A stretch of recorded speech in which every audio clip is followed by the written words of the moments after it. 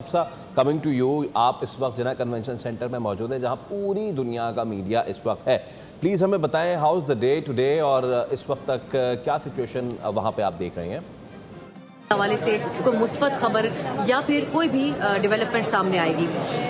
اس وقت جب میں آپ سے مخاطب ہوں تو میں اسلام آباد کے جناح کنونشن سینٹر میں ہوں، جس میں پاکستان کی منسٹری آف انفارمیشن نے پاکستانی اور بین الاقوامی میڈیا کے نمائندوں کے لیے بڑے خصوصی انتظامات کیے ہیں اور اس کو جرنلسٹ فیسیلیٹیشن سینٹر قرار دیا جا رہا ہے.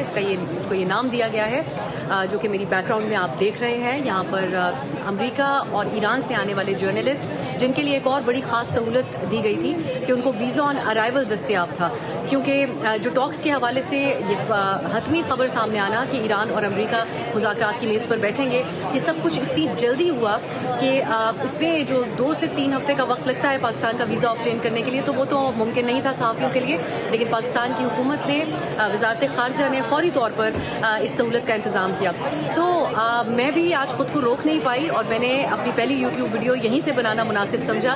اور میری کوشش یہ ہوگی کہ امریکہ اور ایران جو اس وقت مذاکرات کی میز پر ہے، امریکہ کا 3 رکنی وفد ہے جس کو لیڈ کر رہے ہیں امریکہ کے نائب صدر جے ڈی وینس، اس میں شامل ہیں. اس کے علاوہ امریکی صدر کے نمائندہ خصوصی مشیر خاص برائے مشرق وسطی اسٹیو وٹکاف، اور اس کے علاوہ جیرڈ کشنر، جن کا ایک جو انٹروڈکشن ہے وہ تو سبھی جانتے ہیں، وہ صدر ٹرمپ کے داماد ہیں، اور دوسرا انٹروڈکشن یہ ہے کہ ان کو ایک ڈیل بریکر سمجھا جاتا ہے صدر ٹرمپ کے لیے. اس سے پہلے غزہ ڈیل کے حوالے سے بھی جیرڈ کشنر بہت اس میں شامل رہے اور شریک رہے.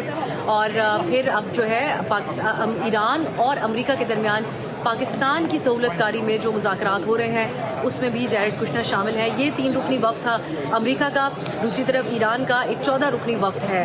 اور پہلے نام 2 ہی کنفرم کیے گئے تھے اور ایکچولی یہی شخصیات لیڈ کر رہی ہیں، ایران کے وزیر خارجہ عباس اراغچی، اور اس کے علاوہ ایران کے اسپیکر اسمبلی باقر کالباف، جو اس وقت خبروں کی زینت ہیں کیونکہ امریکہ کو تمام جو جوابات ایران کی طرف سے دیے جاتے رہے وہ باقر کالباف کی طرف سے بڑے سخت اور واضح الفاظ میں ان کو مخاطب کیا جاتا رہا.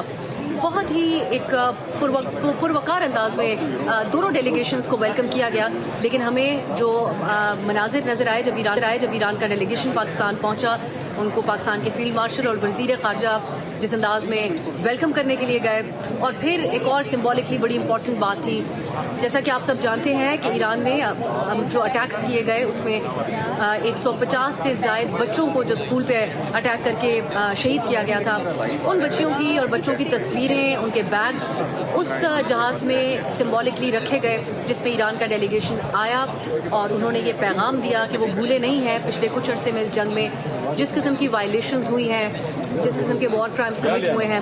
اس کے ساتھ ساتھ امریکہ کا جو ڈیلیگیشن ہے اس کو پاکستان کے پرائم منسٹر نے جو ہے ان سے ملاقات کی. J D Vance prime minister سے ملاقات کے لیے گئے. اس کے علاوہ اسٹیو وٹکاف اور جیرڈ کشنر بھی ان کے ساتھ تھے. اور اب جس وقت میں آپ سے بات کر رہی ہوں باقاعدہ طور پہ بتایا جا رہا ہے کہ مذاکرات شروع ہو چکے ہیں انڈسکلوز لوکیشن پہ. ہمیں میں سے زیادہ تر میڈیا کے نمائندوں کو اندازہ ہے کہ بات کہاں پر ہو رہی ہے، لیکن اس کو خفیہ رکھا جا رہا ہے مذاکرات کے مقام کو، کیونکہ سیکیورٹی سٹیکس جو ہیں وہ بہت ہائی ہیں. ایران کے ڈیلیگیشن کو پاکستان کی طرف سے بحفاظت ان مذاکرات میں شامل رکھنا اور اس کے بعد بحفاظت ان کی واپسی، ایسا نظر آتا ہے کہ سب سے بڑی ذمہ داری ہے. امریکہ کی اپنی بھی سیکیورٹی کا ایک نظام ہوتا ہے، امریکہ کے جو نائب صدر ہیں ان کی اپنے سیکیورٹی پروٹوکالز بھی ہیں، لیکن اسلام آباد کو مکمل طور پہ بند کیا گیا. آلٹرنیٹ روٹس ہمیں ضرور نظر آ رہے ہیں شہریوں کی سہولت کے لیے، لیکن ریڈ زون اور اس کے اطراف کے تمام علاقے مکمل طور پہ بند ہیں.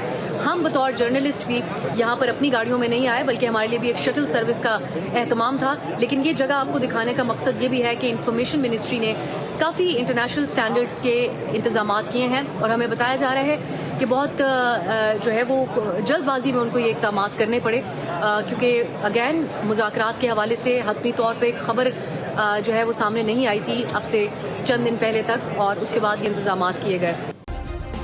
سبسکرائب کریں اور بیل دبائیں تاکہ کوئی خبر رہ نہ جائے.